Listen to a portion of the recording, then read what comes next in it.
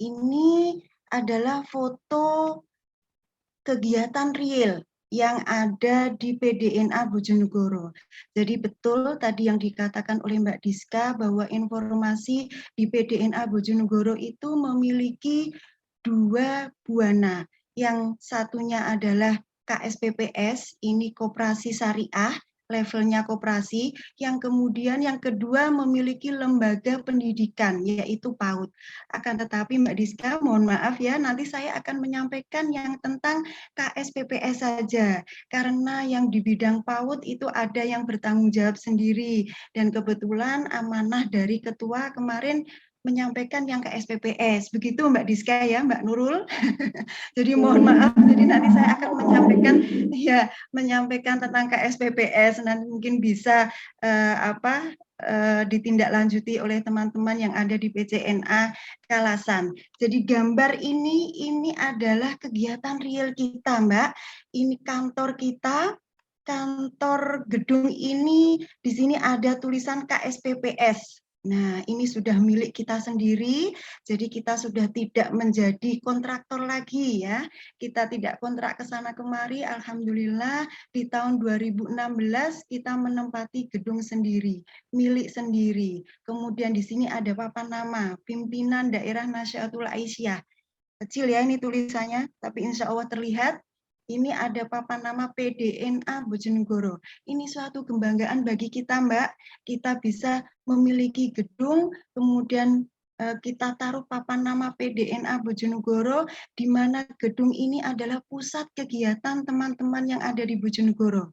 Setiap kajian, setiap kita melakukan rapat-rapat pimpinan, di sini kita melakukannya. Kemudian yang di sebelah ini adalah kegiatan pelayanan. Itu ada gambar saya di depan komputer sedang melayani anggota. Nah, ini kegiatan real kita di amal usaha yang sehari-hari kita laksanakan. Ini dari hari Senin sampai Jumat kita buka ini, Mbak. Nah, ini yang berada di kantor KSPPS BTM Dinar Nasi A1.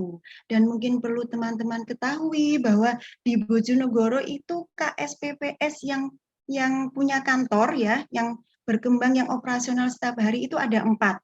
Ya, ada 4. Sebenarnya banyak teman-teman cabang itu juga mendirikan KSPPS ini, akan tetapi tidak bisa all out karena teman-teman mungkin kesibukan ya, karena jabatan double-double, ada yang menjadi guru, ada yang kerja di tempat lain, akhirnya tidak beroperasional setiap hari, beroperasionalnya di rumah masing-masing.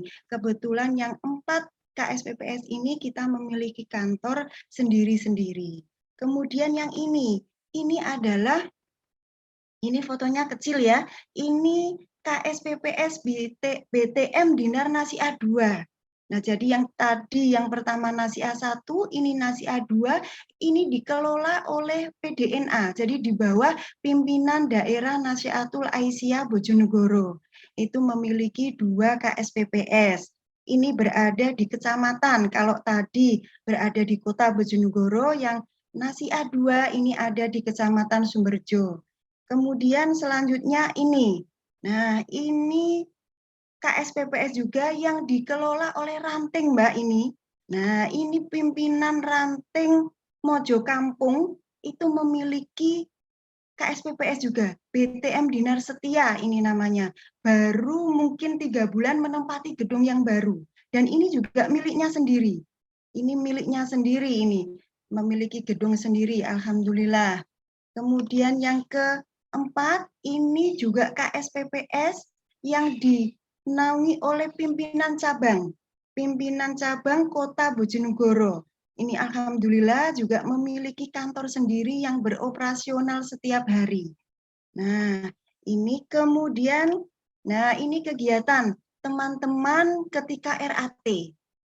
Kemarin di masa pandemi, RAT itu biasanya kita mengundang banyak orang, Mbak, dari level anggota, kemudian teman-teman seluruh Nasyiatul Aisyah se-Kabupaten Bojonegoro dari tingkat ranting cabang itu kita undang. Tapi karena masa pandemi ada keterbatasan, akhirnya kita hanya cukup secara simbolis, ini hanya pengurus pengelola saja yang bisa menghadiri. Dan ini ada kaum Adam ini, 2 orang ini adalah Bapak DPS kita, Dewan Pengawas Syariah, kemudian yang satunya ini tim penagihan kita. Nah, ini adalah kegiatan RAT, nggih. Ini sudah RAT yang ke-17, alhamdulillah. Kemudian, nah ini kegiatan gathering. Nah, 1 tahun sekali kita adakan gathering bersama seluruh keluarga pengelola dan pengurus di KSPPS. Ya, ini untuk menunjukkan sebuah kebersamaan ya antar pengelola dan pengurus agar terjalin dengan baik. Kita adakan gathering. Nah, ini jadi itu tadi adalah foto-foto yang mungkin panjenengan semua bisa membayangkan. Oh, kegiatannya di PDNA Bojonegoro demikian. Memang ini real, ada bukti-buktinya ya Mbak. Nanti mungkin bisa menginspirasi panjenengan semua. Di tengah-tengah wabah COVID ini bisa muncul ide-ide seperti yang dilakukan oleh PDNA Bojonegoro. Baik, nah ini nanti saya akan menyampaikan beberapa informasi bagaimana sejarah berdirinya. Sejarah berdirinya PDNA Bojonegoro kok bisa ya mempunyai KSPPS BTM. Ya bisa dong, kita harus bisa. Ya, karena generasi muda Nahdlatul Aisyah harus bisa menginspirasi semua orang. Begitu ya Mbak, ini akan saya sampaikan tentang latar belakang atau sejarah berdirinya. Jadi langsung to the point saja ya Mbak Diska, Mbak Nurul. Ya, karena untuk mempersingkat waktu, ini akan saya sampaikan bagaimana sejarah berdirinya. Kok bisa PDNA Bojonegoro ini bisa memiliki amal usaha yang begitu besar, ya, yang saat ini aset di KSPPS kita ini ada 11 miliar, Mbak. Nah, itu ada sejarahnya. Tentu saja itu juga tidak setahun 2 tahun kita rintis ya. Sudah 17 tahun kita merintis amal usaha itu. Dan tentu saja ini merupakan suatu kebanggaan yang luar biasa bagi kita yang berada di PDNA Bojonegoro. Sangat bersyukur dengan adanya amal usaha ini, semua kegiatan yang kita lakukan dapat berjalan dengan lancar. Jadi semboyan kita ini tangan di atas lebih baik daripada tangan di bawah. Ya, jadi tidak saat ini sudah tidak lagi kita kesana kemari membawa map, Mbak.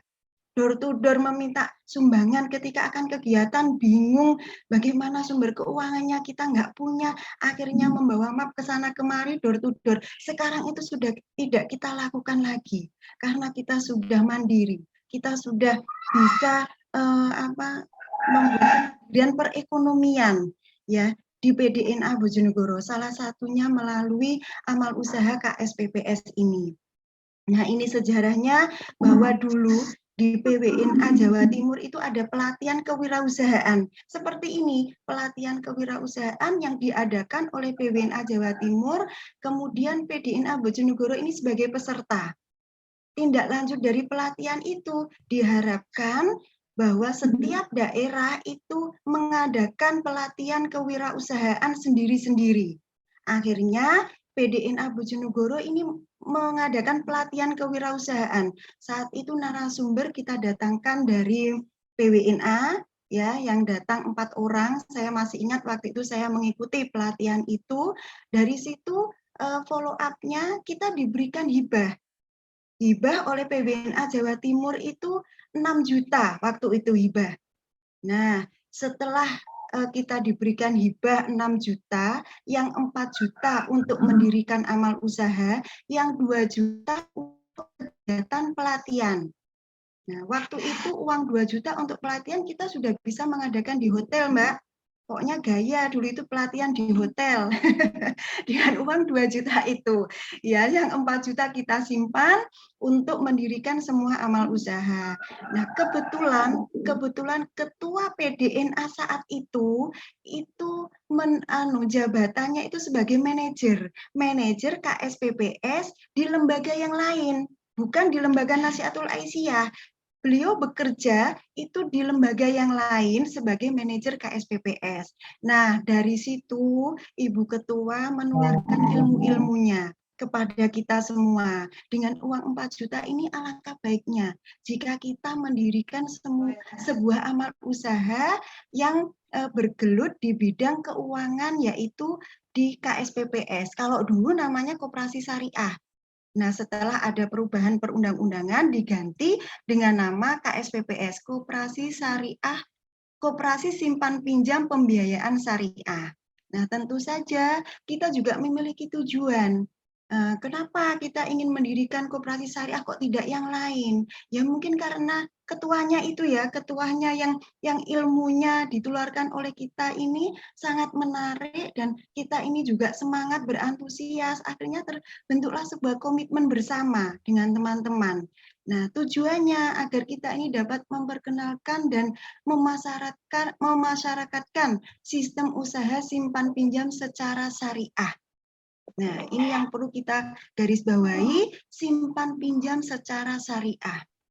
Ya, itu ya, itu yang mendasari kenapa PDNA Bojonegoro mau bergelut di usaha simpan pinjam. Iya, harus secara syariah. Kalau tidak syariah, naudzubillah, jangan ya. Kemudian kita memiliki visi dan misi. Nah, visi dan misi kita ini adalah visi kita menciptakan fasilitator bagi usaha kecil dan menengah secara sehat, mandiri, dan tangguh berdasarkan prinsip syariah. Jadi memang kita ini memberikan fasilitas kepada masyarakat.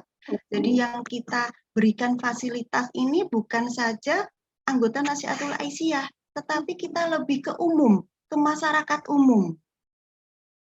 Kita memberikan fasilitas kepada masyarakat umum dengan prinsip syariah. Kemudian misi kita ini mewujudkan pengelolaan sumber daya yang adil dan merata dan berkelanjutan dengan mengharap ridho Allah guna mencapai kebersamaan. Nah, ini misi kita ya. Jadi semata-mata kita mendirikan sebuah amal usaha ini untuk mencapai ridho Allah.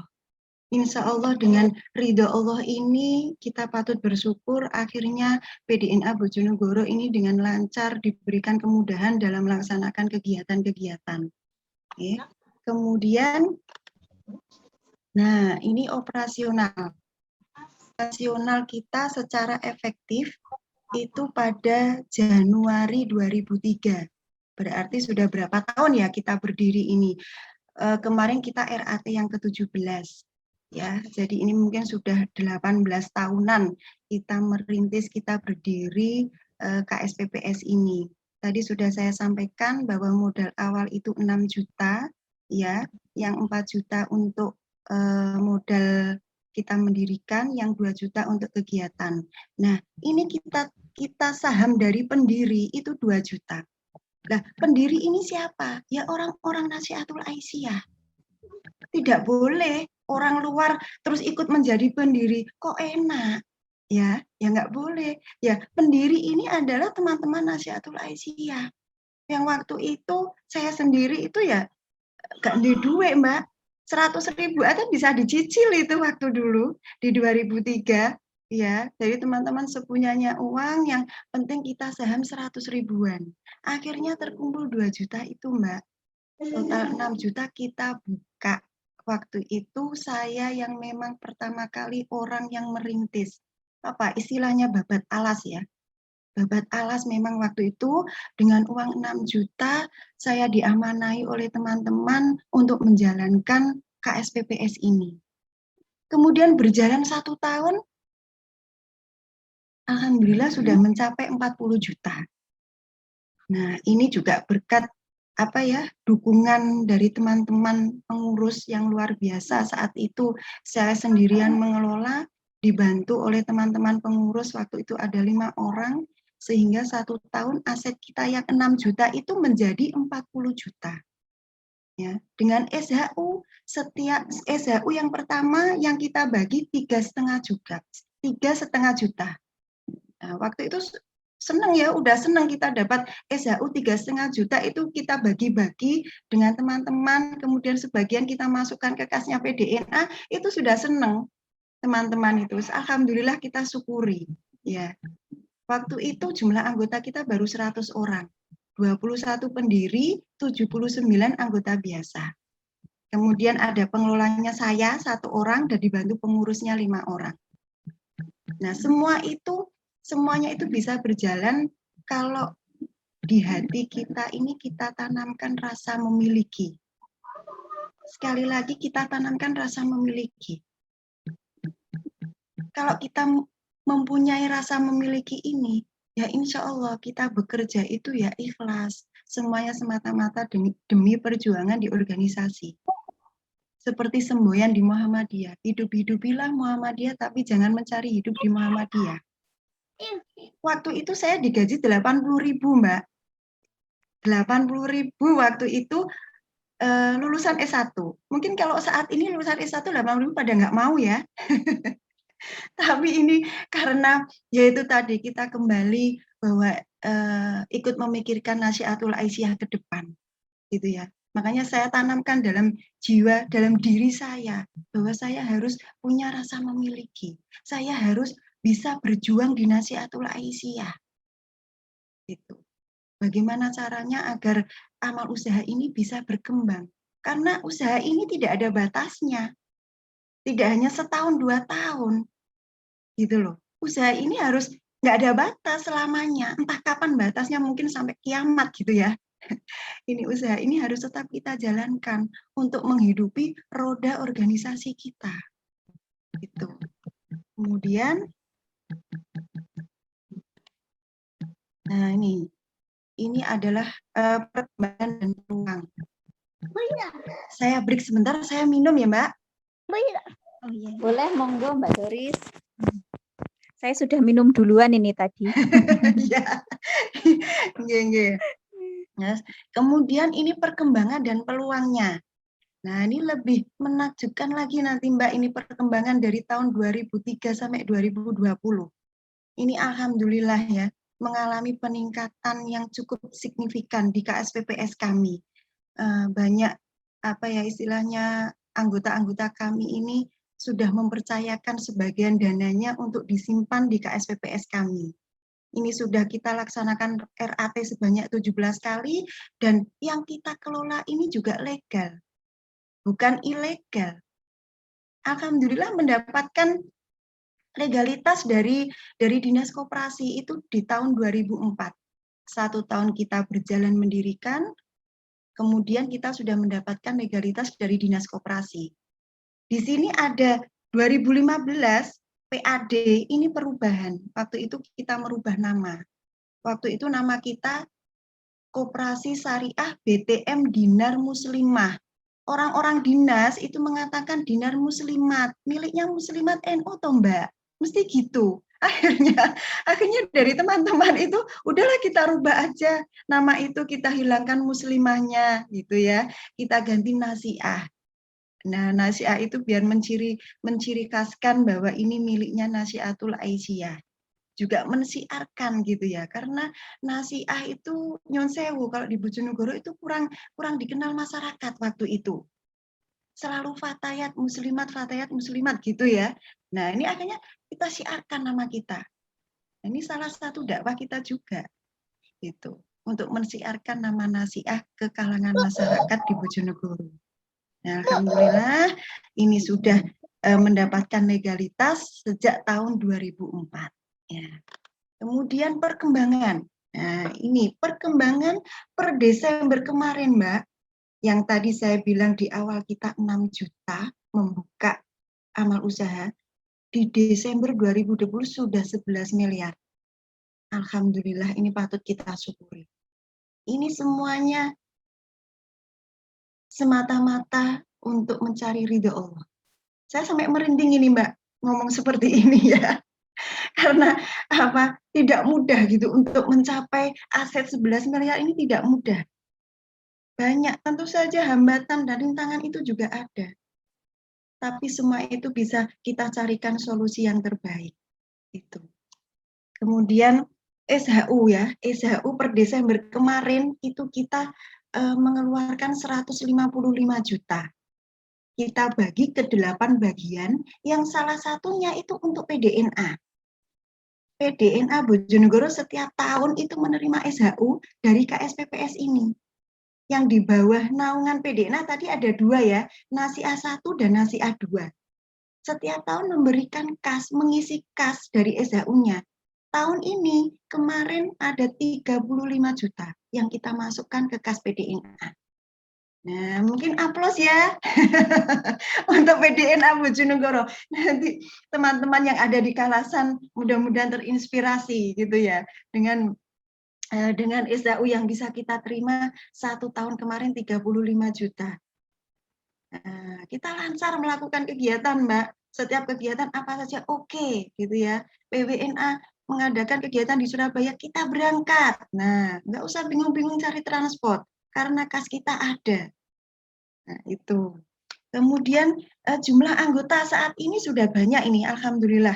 Sudah sekitar 800 kemarin Desember itu ya, mungkin kalau saat ini sudah hampir 1000-an anggota kita. Jumlah pengolahnya juga nambah. Kalau dulu saya merintis hanya sendirian, sekarang ditemani oleh 4 orang teman-teman yang luar biasa. Ya, pengurusnya 5 orang ini. Tetap ini juga pengurus-pengurus teman-teman yang sangat solid. Tanpa kesulitan para pengurus tidak mungkin amal usaha kita ini bisa berdiri sampai sekarang. Jadi kesulitan antara pengurus dan pengelola itu tetap harus kita jalin. Itu. Kemudian hambatan. Nah, jangan dikira kita mulus jalannya seperti jalan tol, Mbak. Nah, ini hambatan juga ada ini.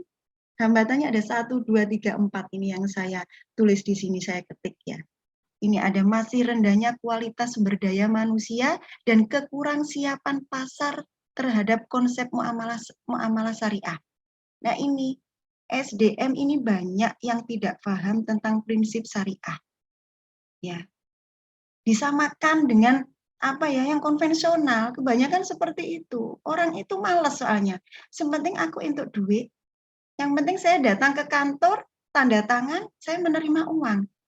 Tapi sesungguhnya mereka tidak tahu apa isi akad itu. Nah, kita sebagai pelaku ekonomi syariah harus bisa menyampaikan. Ini juga salah satu syiar dakwah kita. Ya, tidak sama loh Bu, konsep konvensional dengan syariah gitu ya. Karena kebanyakan seperti itu. Wes Mbak, tanda tangan bar untuk duit. Nah, tidak Bu, tidak seperti itu. Kita jelaskan. Kegunaannya apa harus jelas, harus transparan. Kalau memang untuk usaha, usahanya Ibu apa? Kalau memang untuk beli barang, mau beli barang apa? Harus ada kwitansinya. Ya. Karena kita melakukan ini simpan pinjam ini takut dengan riba ya. Takut sekali karena di Al-Qur'an itu sudah jelas bahwa kalau kita melakukan riba ya neraka kan begitu. Makanya kita selalu berupaya untuk melakukan konsep-konsep syariah yang betul-betul syariah. Itu ya, tidak hanya namanya saja.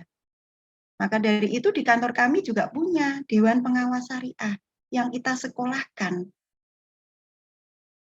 Jadi yang merekomendasi semua akad-akad syariah itu ya DPS itu, Dewan Pengawas Syariah. Ya. Kemudian yang ketiga, infrastruktur BMT yang masih terbatas. Nah, ini juga salah satu hambatan dari kita. Kemudian yang terakhir, kemacetan perputaran keuangan. Nah, ini resiko yang paling meresahkan. Resiko yang paling meresahkan itu adalah kemacetan perputaran keuangan. Kalau sudah uang itu keluar tidak bisa kembali, nah ini yang sangat meresahkan kita sebagai pengelola khususnya. Akan tetapi kita tidak tinggal diam. Kita punya upaya-upaya, kita punya solusi bagaimana dalam mengatasi kemacetan perputaran keuangan ini. Maka dari itu tadi sudah saya sampaikan ya, ada tim penagihan kita. Tadi ada kaum Adam yang ikut foto ya, ketika RAT itu salah satunya adalah tim penagihan kita. Ya, ini hambatan-hambatan yang kita sering terjadi ya, tapi insya Allah bisa kita lalui semuanya dengan kita selalu melakukan upaya-upaya. Ya. Kemudian pendirian. Nah, bagaimana ini proses pendirian koperasi simpan pinjam pembiayaan syariah? Nah, ini tentu saja kita memiliki tujuan. Tujuan kita jelas ya, di sini adalah untuk mensejahterakan ekonomi anggotanya sesuai norma dan moral Islam. Nah, ini ada di dalam Al-Qur'an surat Al-Baqarah ayat 168. Yang artinya, hai sekalian manusia, makanlah yang halal lagi baik dari apa yang terdapat di bumi. Dan janganlah kamu mengikuti langkah-langkah setan, karena sesungguhnya setan itu musuh nyata bagimu. Nah, ini sudah jelas di Al-Quran itu ada. Harus memang sesuai prinsip syariah. Jangan sekali-kali kita melakukan kegiatan yang bukan berprinsip syariah, kegiatan khususnya simpan pinjam. Ya, sangat mengerikan. Kalau saya belajar tentang akad-akad itu ngeri. Saya selalu merujuk kepada DPS saya, Dewan Pengawas Syariah. Selalu menyampaikan hal-hal yang sangat berprinsip itu, larinya saya itu ke DPS. Gitu. Dan alhamdulillah DPS bisa mencarikan solusi-solusi, dan karena memang semua yang dikeluarkan akad-akad itu berdasarkan fatwa MUI. Ya, jadi tidak sembarangan kita membuat akad, itu ada dasarnya semuanya. Dan itu harus melalui fatwa MUI DSN, Dewan Syariah Nasional. Tuh. Kemudian yang kedua, menciptakan persaudaraan dan keadilan sesama anggota. Ini juga ada berdasarkan surat Al-Hujurat ayat 13. Ya, ini tidak saya baca ya. Nanti bisa panjenengan buka di dalam surat Al-Hujurat ayat 13. Kemudian pengertian koperasi syariah. Nah, mungkin sekilas panjenengan sudah sering mendengar. Saya tahu di Jogja itu banyak kok BMT ya. Yang saya ingat itu kalau saya jalan ke Malioboro ada BMT Mringharjo, kalau tidak salah itu ya. Ada ya Mbak Diska ya? Nah itu ya, itu yang sangat terkenal itu sampai ke Bojonegoro itu. Ya, BMT Mringharjo. Terus banyak BMT yang memang sudah didirikan di Yogyakarta. Sebenarnya kita pengen studi banding ke sana itu. Tidak hanya rekreasi aja ya kalau ke Jogja. Kita bisa studi banding di BMT di sana yang pengalamannya lebih banyak gitu ya daripada kita. Iya, ini pengertiannya koperasi syariah. Nah, koperasi yang prinsip kegiatan, tujuan, dan kegiatan usahanya berdasarkan pada syariat Islam, yaitu Al-Quran dan As-Sunnah. Nah, ini tadi, ini perlu pokoknya kita menjalankan simpan pinjam ini harus berdasarkan prinsip syariah, sesuai syariat Islam, yaitu Al-Quran dan As-Sunnah. Nah, ini kemudian berdasarkan hal tersebut, koperasi syariah juga tidak diperkenankan berusaha dalam bidang-bidang yang di dalamnya terdapat unsur-unsur riba yang tidak jelas. Nah, ini tadi yang sudah saya sampaikan tadi ya, sangat mengerikan jika kita berbicara tentang riba. Mesti pikirannya neraka ini, aduh. Ya Mbak Diska ya. Ada Ibu Ketua saya itu ya, Mbak Istianawati. Sambil lalu ini saya menyapa, ini ada Mbak Istianawati dari Ketua PDNA Bojonegoro. Iya. Kemudian ini, nah, kemudian ini sebentar di pengertian. Nah, ini membangun dan mengembangkan potensi dan kemampuan anggota. Ini banyak ya, kalau saya bacakan nanti waktunya habis. Ini jadi intinya di koperasi syariah itu tadi ya, bahwa kita melakukan kegiatan itu berprinsip syariah berdasarkan Al-Quran dan As-Sunnah. Nah, kemudian landasan. Nah, kita menjalankan usaha ini juga punya landasan. Landasan koperasi syariah ini sudah tertuang di dalam anggaran dasar dan anggaran rumah tangga. Ya, tadi kalau kita mengajukan legalitas itu pasti kita mendapatkan ADART dari Dinas Koperasi. Dan isi dari ADART itu salah satunya adalah landasan ini, berlandaskan Pancasila dan UUD, berasaskan kekeluargaan, berlandaskan syariat Islam, yaitu Al-Quran dan As-Sunnah, dengan saling tolong, menolong, dan menguatkan. Nah, Ini saya paling senang yang nomor 3 ini. Saling tolong menolong. Ini prinsip dari syariah, ekonomi syariah di usaha simpan pinjam adalah saling tolong menolong, ta'awun. Ya. Pengalaman saya duduk di kursi KSPPS itu banyak sekali orang curhat. Itu kalau tidak masalah keuangan, ya masalah keluarga. Sampai saya tuh kadang berpikir gini, janjane ini kantor psikolog apa kantor KSPPS gitu ya. Karena banyak orang-orang di situ itu berkeluh kesah tentang kehidupan masing-masing yang akhir-akhir ujungnya itu ya butuh uang gitu. Nah, sebisa mungkin kita membantu mereka yang membutuhkan, tentu saja dengan prinsip-prinsip syariah, transparan, semuanya harus jelas. Itu. Nah, tolong menolong dan menguatkan. Memang betul harus menguatkan. Ya, sebagai pengelola di KSPPS harus bisa menguatkan anggotanya ketika mungkin mengalami kesusahan gitu ya. Ya, itu salah satu plusnya kalau kita menjadi pengelola. Kemudian yang keempat, landasan yang keempat ini adalah prinsip koperasi syariah. Nah, ini tadi prinsip-prinsip yang sudah saya jelaskan. Kemudian prinsipnya ini ada kekayaan adalah amanah Allah yang tidak dapat dimiliki oleh siapapun secara mutlak. Nah, itu sangat amanah Allah kekayaan itu. Harta itu titipan. Ya Mbak Diska ya. Harta itu titipan, kita tidak tidak memiliki harta itu. Kalau kita meninggal semua akan terputus dan tidak bisa dibawa mati gitu ya. Makanya kekayaan ini adalah amanah Allah yang tidak dapat dimiliki oleh siapapun secara mutlak.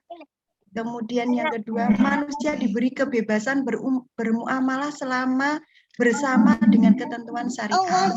Nah, bebas bermuamalah, kita bebas bermuamalah itu berhubungan satu dengan yang lainnya, tentu saja dengan prinsip syariah. Manusia merupakan khalifah Allah dan pemakmur di muka bumi. Nah, manusia ini pemimpin di muka bumi yang nanti akan kita pertanggungjawabkan di akhirat nanti. Kemudian menjunjung tinggi keadilan serta menolak setiap bentuk riba. Nah, ini tadi kembali kepada riba. Jangan sekali-kali kita melakukan ribawi, ya. Kita harus berlaku adil, semuanya transparan dan semuanya jelas. Kemudian dan pemusatan sumber dana ekonomi pada segelintir orang atau sekelompok orang saja. Nah, ini bisa disimpan pinjam ini kita bisa memberikan tolong-menolong tadi dengan bentuk pembiayaan kepada segelintir orang atau berbentuk kelompok juga bisa. Ya. Kemudian keanggotaan bersikap sukarela dan terbuka. Nah, kemudian keputusan ditetapkan secara musyawarah dan dilaksanakan secara konsisten dan konsekuen. Kemudian pengelolaan dilakukan secara transparan dan profesional. Nah, ini segala sesuatu yang kita lakukan itu harus maksimal. Harus profesional. Jangan setengah-setengah. Jika kita mendirikan amal usaha, kalau setengah-setengah, jangan diharap usaha panjenengan bisa bertahan lama. Nggak akan bisa bertahan lama karena setengah-setengah. Niat di dalam hati kita nggak ada masalahnya, cuma setengah-setengah. Nah, ini harus profesional. Apalagi orang sekarang pinter-pinter ya, harus profesional. Kalau kita mendirikan itu harus punya SOP, harus punya SOM, harus punya ketetapan-ketetapan, peraturan-peraturan yang jelas, baik untuk karyawan, baik untuk operasional yang kita lakukan. Profesional. Misalnya kalau profesional, kita menjalankan usaha apapun, itu ya enak, nyaman, gitu ya. Karena kita punya pedomannya. Kemudian pembagian SHU dilakukan secara adil. Nah, ini tadi sudah saya sampaikan ya, adil SHU-nya. PDNA mendapatkan 15% dari SHU. Yang 155 juta tadi, 15% itu masuk ke kas PDNA. Nah, alhamdulillah ya, sesuai dengan besarnya jasa usaha masing-masing anggota. Tadi. Kemudian bagaimana cara mendirikan KSPPS atau koperasi syariah? Nah, yang pertama adalah modal awal koperasi bersumber dari dana usaha. Misalkan dari modal sendiri, modal penyertaan, dan dana amanah. Nah, seperti tadi, modal awal kita dari iuran teman-teman yang 100 ribuan. Dan dana hibah tadi. Nah, mungkin PCNA Kalasan bisa minta ke PDNA. Mbak, PDNA mana itu Jogja ya? Tolong dong kasih hibah. Nggak apa-apa ya usul untuk minta hibah gitu. Nanti bisa mendirikan sebuah amal usaha. Mungkin tidak harus BMT ya, tidak harus koperasi atau yang lainnya. Mungkin buka toko, buka apalah yang mungkin dikondisikan sesuai dengan yang ada di Kalasan. Gitu. Terus kemudian yang kedua, dibentuk oleh sekurang-kurangnya 20 orang yang memenuhi persyaratan menjadi anggota. Nah, tadi sudah ya kita mendirikan itu 20 orang, sudah memenuhi syarat. Kemudian yang ketiga, dipilih pengurus 5 orang. Nah, pengurus kita juga 5 orang, terdiri dari ketua, sekretaris, bendahara, anggota, dan pengawas. Nah, biasanya ditambah 1 Dewan Pengawas Syariah. Jadi totalnya 6 orang sekarang. Kemudian yang keempat, membuat rencana kerja. Sekurang-kurangnya selama 1 tahun ya. Nah, ini seorang manajer jika diamanai untuk menjadi pengelola harus punya rencana kerja. Walaupun rencana kerja itu sederhana, harus punya 1 tahun ke depan apa ya rencana kerja kita agar yang kita kelola ini KSPPS ini bisa berkembang. Nah, seorang manajer harus punya rencana kerja. Secara sederhana nanti dibantu dengan pengurus, biasanya begitu. Sebelum RAT kita biasanya merancang rencana kerja 1 tahun ke depan. Selain rencana kerja, kita juga merancang rencana anggaran. Nah, itu sudah harus ya. Abdulnya begitu. Pokoknya kita harus memiliki rencana kerja yang sederhana selama 1 tahun ke depan. Jangka panjang juga bisa, langsung kita tetapkan 5 tahun ke depan. Tapi yang sering kita membuat rencana itu untuk 1 tahun ke depan. Nah, ini ada rencana-rencana kerja di sini sampai F. Banyak ini ada penghimpunan, penghimpunan modal sendiri, itu berasal dari simpanan pokok, simpanan wajib, modal penyertaan, hibah maupun cadangan. Terkadang orang itu mau membuka usaha itu bingung modal. Ya, biasanya bingung modal itu kok endi. Modal dengkul ya enggak mungkin ya toh. Jelas ini rencana penghimpunan modal sendiri ini penting. Ya. Seperti di PDNA Bojonegoro. Modal bisa sampai 11 miliar aset saat ini. Kita tidak duduk diam di tempat, tidak. Kita melakukan jaringan-jaringan, melakukan kerjasama. Ya. Kita melakukan kerjasama dengan sekolah-sekolah PDNA Bojonegoro itu. Hampir semua TK miliknya ibu-ibu Aisyah itu nabungnya di kantor kami. Nah, ini penting kita membentuk jejaring itu penting. Ya, tidak hanya duduk diam di belakang meja, wes gak entuk apa-apa. Gitu. Jadi kita harus lincah membentuk jejaring mitra kerjasama. Nah, ini TK-TK Aisyah itu nabungnya di kita semua. Itu bisa kita jadikan sebagai modal awal. Nah, itu. Kemudian bapak-bapak Muhammadiyah, ibu-ibu Aisyah, bisa kita rekrut, bisa kita datangi. Ya. Biasanya ibu-ibu Aisyah itu kan bapak-bapak Muhammadiyah itu kan uang di bawah bantal itu kan masih ada. Nah, itu bisa kita ajak kerjasama. Ayolah Pak, Bu, simpan uangnya di BTM Dinar Nasiah. Ya, insya Allah ada manfaatnya barokah gitu ya, karena kita mengelolanya dengan prinsip syariah. Nah, tertarik itu ibu-ibu Aisyah, Bapak Muhammadiyah itu. PDNA Bojonegoro itu selalu dapat apa ya? Ini sanjungan, dilem gitu ya. Bahasa Jawanya dilem. Winter arek nom-nom sudah bisa melakukan usaha sendiri untuk duit dewe. Nah, duit sendiri, dapat duit sendiri. Ya, kegiatan-kegiatan kita lakukan wis gak butuh no bapak ibu ya, tapi kita tetap masih dapat subsidi itu dari bapak-bapak Muhammadiyah itu. Karena Muhammadiyah Bojonegoro amal usahanya juga banyak ya, dari rumah sakitnya saja sudah banyak itu ratusan juta itu ya setiap bulan masuk ke rekeningnya PDM. Nah, kita urtum-urtum juga dikasih bagian dari bapak-bapak Muhammadiyah. Nah, itu tambahlah kas PDNA ya, selain dari amal usaha juga dapat dari subsidi bapak-bapak Muhammadiyah. Nah, itu. Kemudian rencana pendapatan dan beban ya harus dijelaskan sesuai dengan pola syariah. Kemudian rencana di bidang organisasi yang meliputi rencana struktur organisasi, uraian tugas, tanggung jawab dan wewenang, jumlah karyawan serta rencana pembentukan dewan syariah.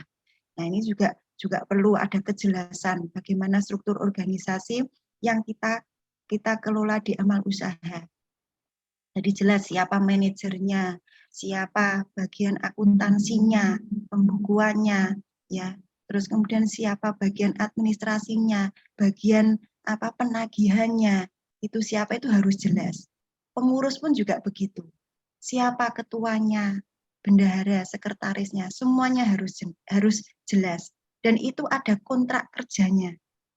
Ya. Hanya kita kelola secara profesional, harus ada kontrak kerja. Kebanyakan tuh teman-teman kurang profesionalnya di situ. Entah itu karena ilmu kita kurang atau bagaimana, pokoknya asal melaku. Biasanya begitu. Akhirnya tidak profesional, ya akhirnya hanya tidak bertahan lama. 1-2 tahun wis tutup usahanya. Karena tidak ada kejelasan. Gitu ya. Struktur organisasinya kurang jelas. Itu. Kemudian penghimpunan dana. Nah, tadi sudah saya sampaikan, kalau kita membuka usaha, modal itu yang paling penting. Paling penting itu adalah modal. Nah, ini ada simpanan pokok, simpanan wajib, simpanan sukarela, investasi pihak lain, suntikan dana segar. Nah, simpanan pokok ini ya dari anggota tadi, yang 100 ribuan itu masuk simpanan pokok, yang dari teman-teman pendiri itu masuk simpanan pokok. Kemudian ada simpanan wajib setiap bulannya, itu ada. Terus masyarakat yang meminjam pembiayaan di kantor KSPPS kami, otomatis harus menjadi anggota dan memiliki simpanan pokok. Nah, itu bisa untuk menambah modal kita. 800 orang tadi yang menjadi anggota di KSPPS kami, semuanya mempunyai simpanan pokok. Dan itu bisa menjadi modal di koperasi kami, di KSPPS kami. Terus kemudian investasi pihak lain. Nah, ini tadi yang saya katakan, mungkin kita bisa kerjasama, kita bisa mitra, membentuk jejaring ya, untuk berinvestasi ke KSPPS kami. Terus kemudian suntikan dana segar. Nah, ini biasanya dari pemerintah itu banyak dana-dana itu. Ya. Kalau kita dekat-dekat dengan orang dinas koperasi, biasanya info-info itu ada. Ya, Mbak, ada dana Mbak APBD atau mungkin dana apa? Ya. Kemarin mungkin beberapa tahun yang lalu di KSPPS kami mendapatkan hibah 50 juta. Lumayan kan 50 juta dana hibah yang tidak perlu kita kembalikan itu. Lumayan sekali itu. Akhirnya kita bisa membeli tanah itu untuk mendirikan sebuah gedung sendiri. Nah, itu ya.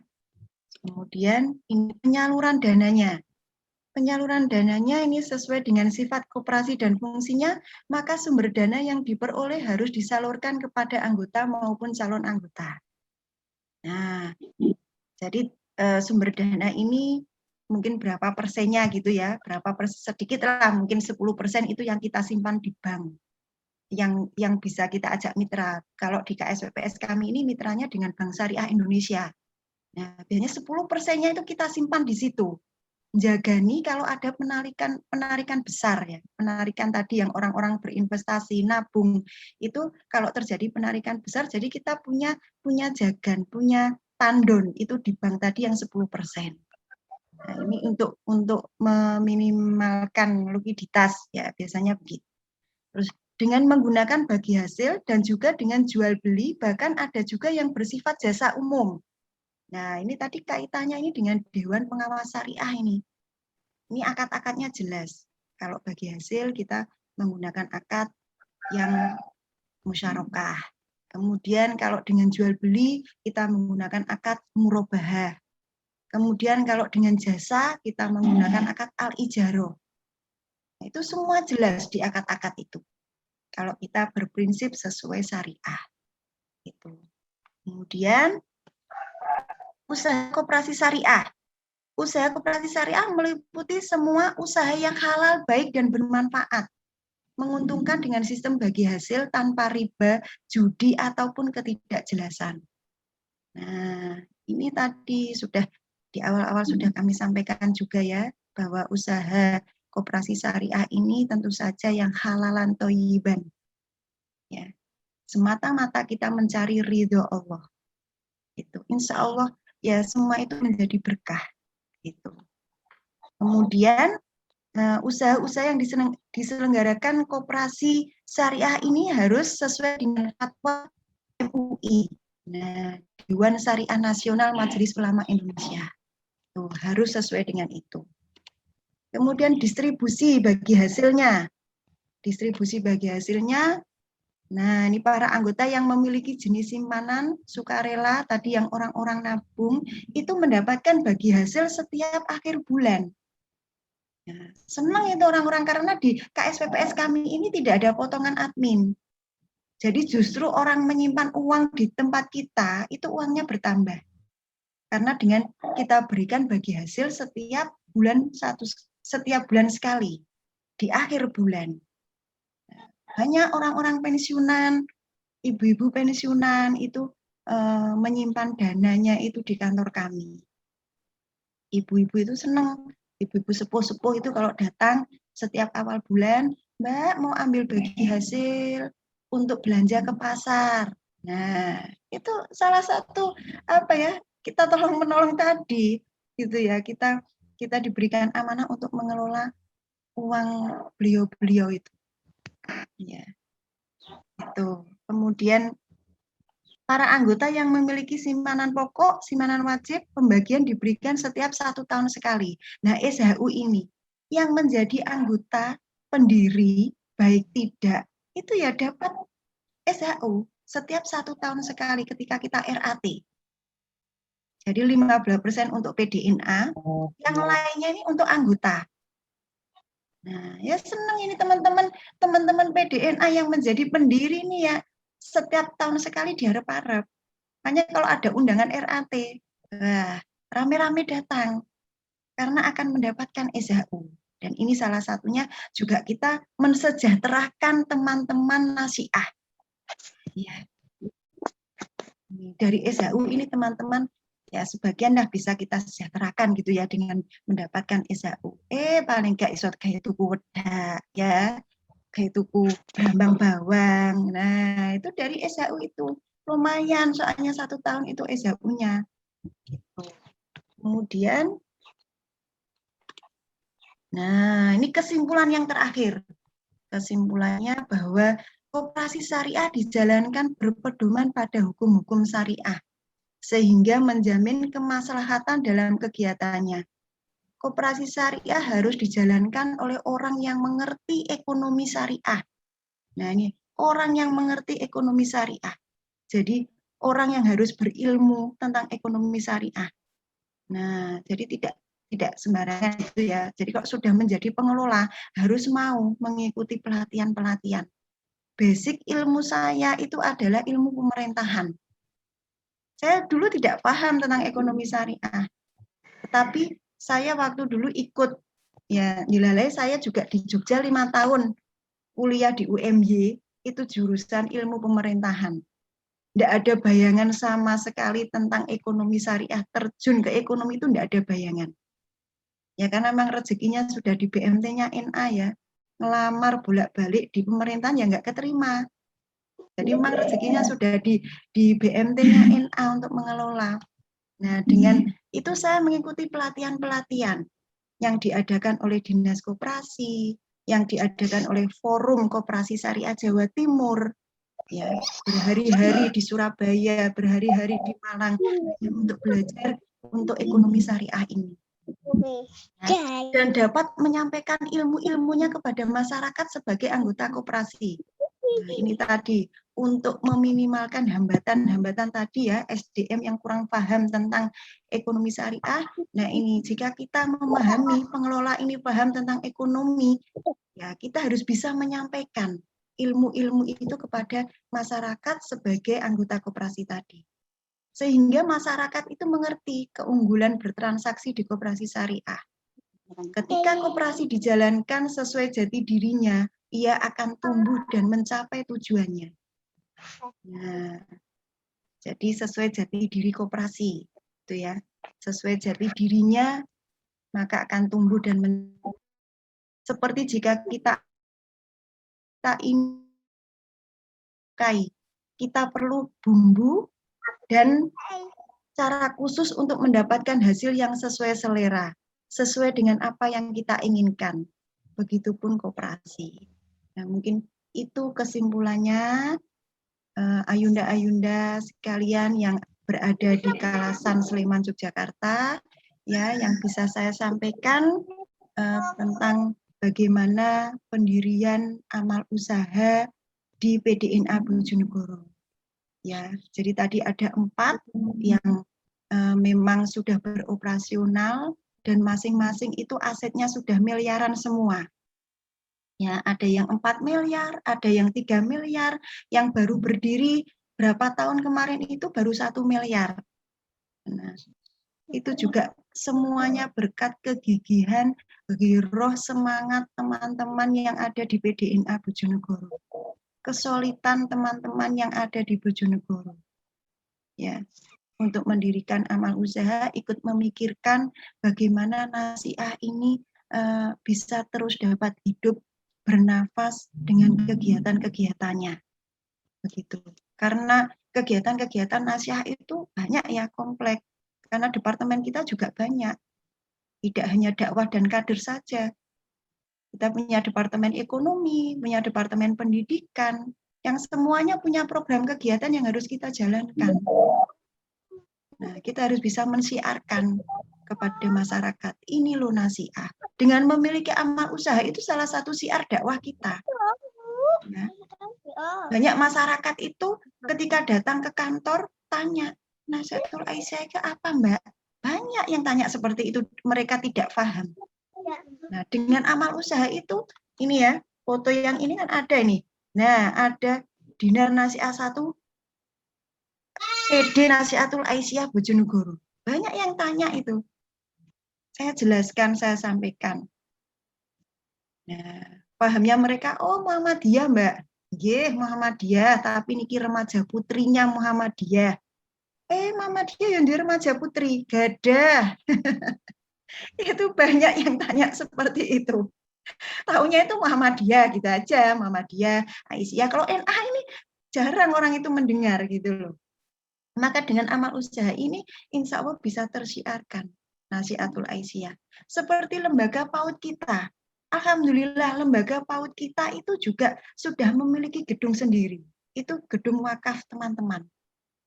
Ya. Luar biasa teman-teman itu mewakafkan sebagian hartanya itu untuk mendirikan sebuah PAUD. Waktu itu kita membuat lembaran 250-an, satu lembar itu untuk membeli tanah untuk kita dirikan PAUD. Gitu. Ya. Ini kebetulan tidak ada fotonya. Mohon maaf ya. Ya, PAUD ini juga sudah gedung kita sendiri. Ya, alhamdulillah kemarin dapat bantuan ya dari pemerintah, kita bisa membangun itu berapa lokal kita bangun, terus di situ juga ada ustadzah-ustadzahnya ya itu.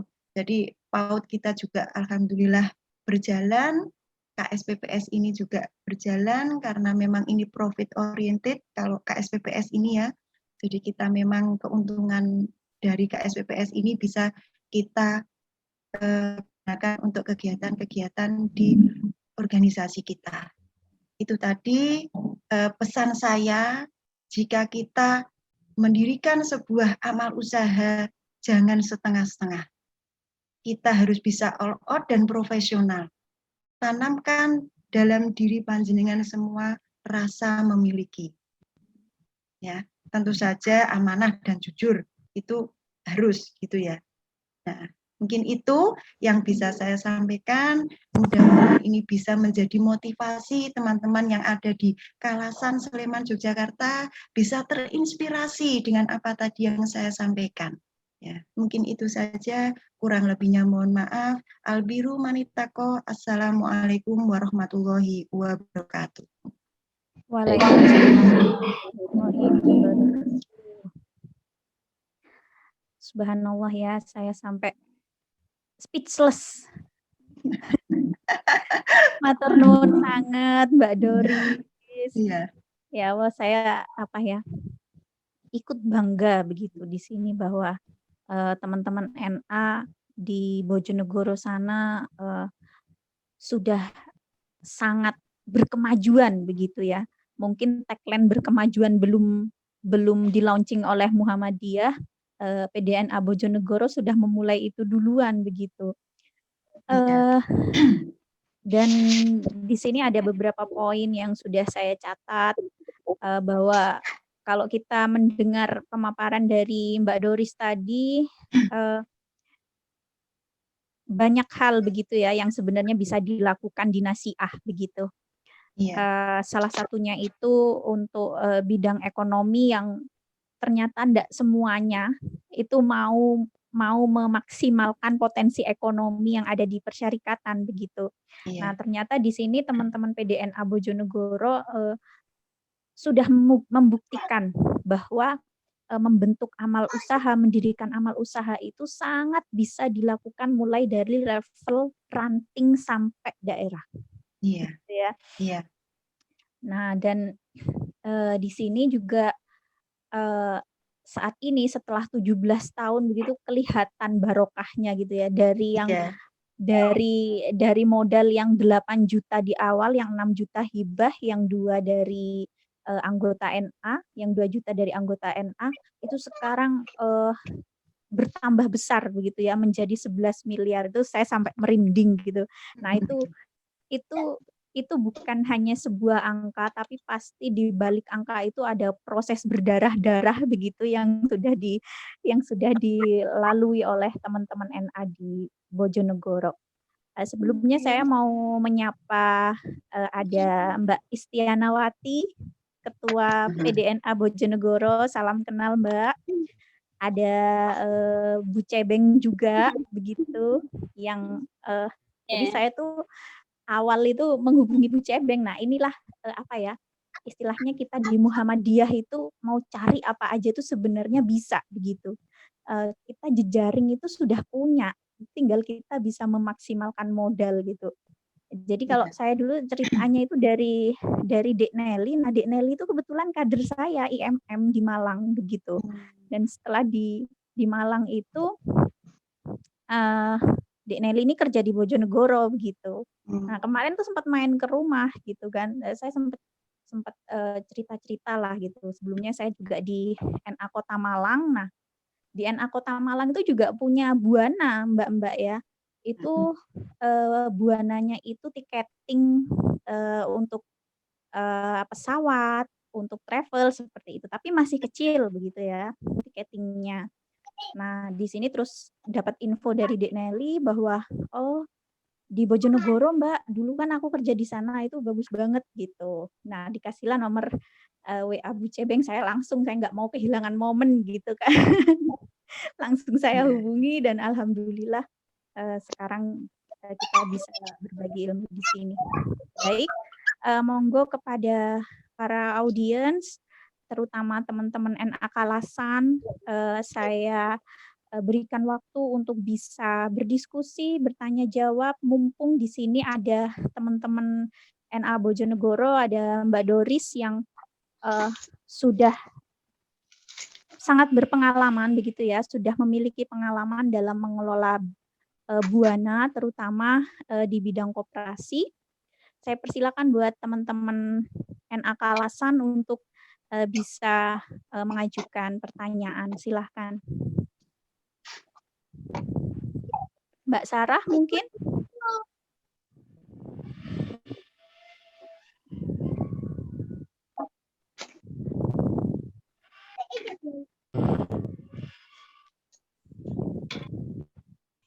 Monggo teman-teman NA Kalasan.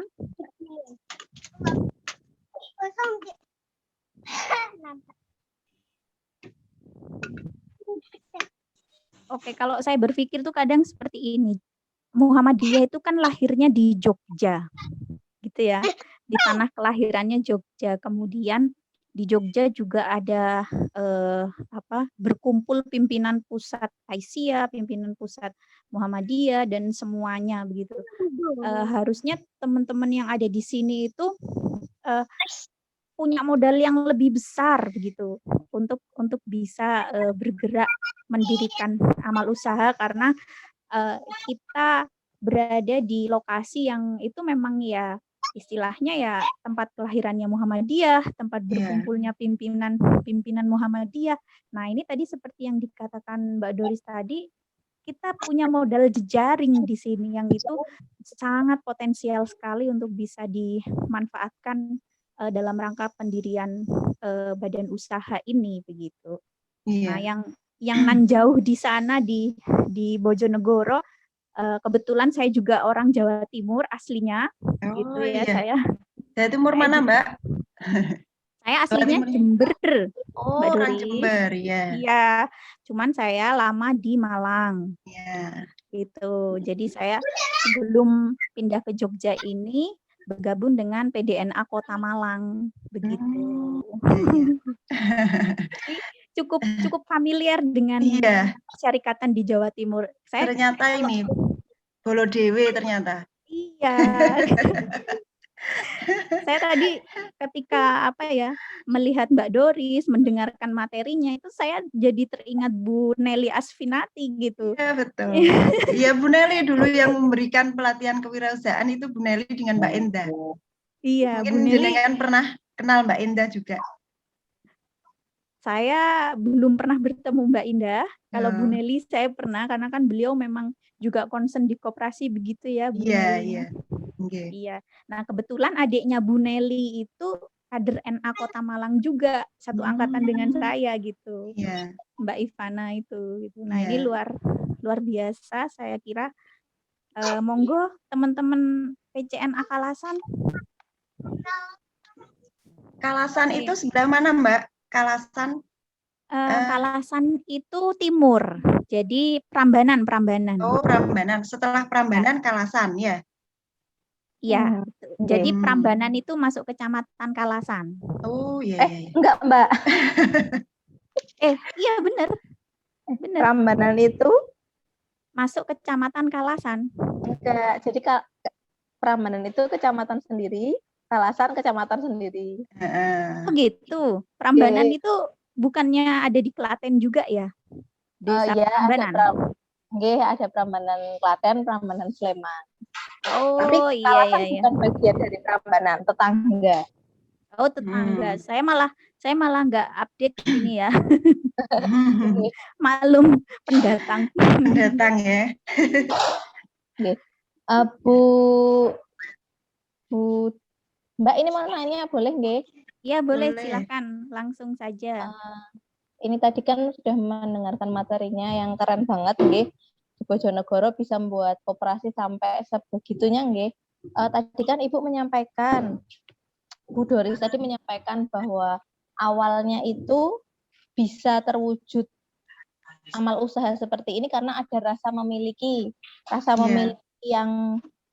yang kuat gitu nggih, terus timnya solid. Nah, kalau boleh sharing Bu, gimana cara menumbuhkan rasa memiliki itu? Karena kalau di Kalasan ini kan kebetulan membagi waktunya itu yang kadang belum, jadi kayak rasa memilikinya itu belum raket banget gitu. Nah, itu kalau ada sharing bisa dimohon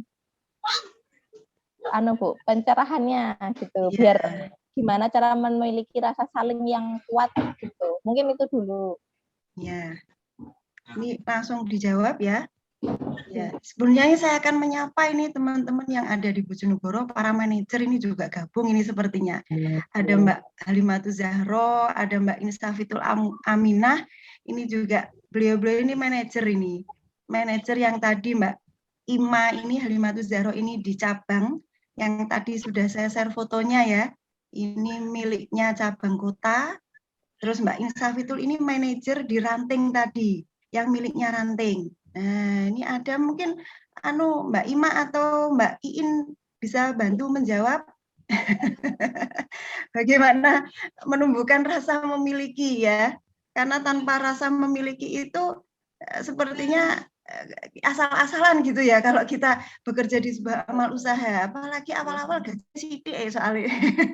Nah, itu kan bertahan untuk di situ kan harus punya jiwa yang begitu ya, jiwa rasa memiliki. Atau Bu Jebeng ini juga perintis SD Muhammadiyah ini, kepala sekolah SD Muhammadiyah.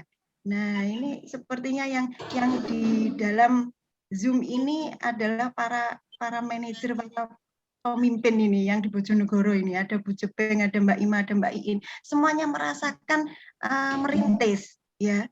Karena memang beliau-beliau ini yang merintis sejak awal berdiri. Iya, kalau menurut saya rasa memiliki itu penting. Lah, piye carane? Ya diniati. Dan niati piye? Ya niat pokoknya.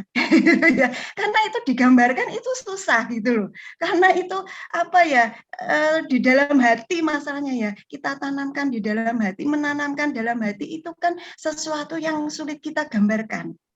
Nah, ya tinggal niat kita bismillah bahwa kita ini ikut memikirkan nasihatul Aisyah gitu loh. Insya Allah kalau kita ini pemikiran kita seperti itu, dengan gaji sedikit pun kita bisa jalan, kita bisa bertahan lama untuk mengelola gitu ya. Teman-teman yang ada di Bojonegoro di awal mendirikan merintis, gajinya ya sedikit, tidak langsung jutaan, itu enggak, ratusan, paling ya berapa ratus ribu mengelola karena berdasarkan keuntungan yang kita dapat gaji itu. Nah, sulit mencari orang yang seperti ini memang, gitu loh. Sulit, mesti apa ya, kebanyakan itu dilevelkan dengan lulusan ya, lulusan S1 paling enggak standar gaji di Bojonegoro 1.800.000, paling enggak gaji 1.800.000. Nah, begitu tahu gaji di bawah itu kabur ya kan. Tapi tidak demikian dengan teman-teman yang ada di BDNA Bojonegoro. Saya salut. Beliau teman-teman ini bisa merintis dari nol dengan gaji sedikit, bisa bertahan sampai sekarang. Itu. Mungkin Mbak Ima, manajer dari cabang kota ini, nah bisa menambahkan bagaimana Mbak Ima rasanya merintis KSPPS yang di cabang ini. Ini yang baru ini ya, yang baru didirikan kemarin dengan asetnya berapa Mbak Ima? 1M ada ya, kurang lebihnya. Belum Mbak Doris, belum ada. Oh, belum ada 1M. Insya Allah akan menuju 1M, doanya. Alhamdulillah. Ini Mbak Ima ini juga yang merintis ini manajer ini. Ya, mungkin Mbak Ima bisa menambahkan gimana cara ini menumbuhkan rasa memiliki. Kalau saya pribadi itu keikhlasan dulu ya Mbak Doris, paling tidak karena apa ya, ini semua demi organisasi juga. Pada awalnya nggak tahu ya, rasa itu kalau untuk kita mata untuk ke Muhammadiyah, ke Nasiah terutama, nah itu hati itu memang harus ikhlas dulu. Kita tidak bisa dipaksa, ya nggak tahu itu muncul sendiri, dan karena kita sudah diamanai, ya kita harus menjalankan betul-betul dengan rasa ikhlas, rasa penuh, gimana ya, untuk digambarkan sulit. Paling tidak kita ini bekerja bukan hanya untuk kita sendiri, tetapi kita untuk organisasi, dan semua itu mengharap ridho Allah. Jadi kita benar-benar niatkan untuk ibadah juga.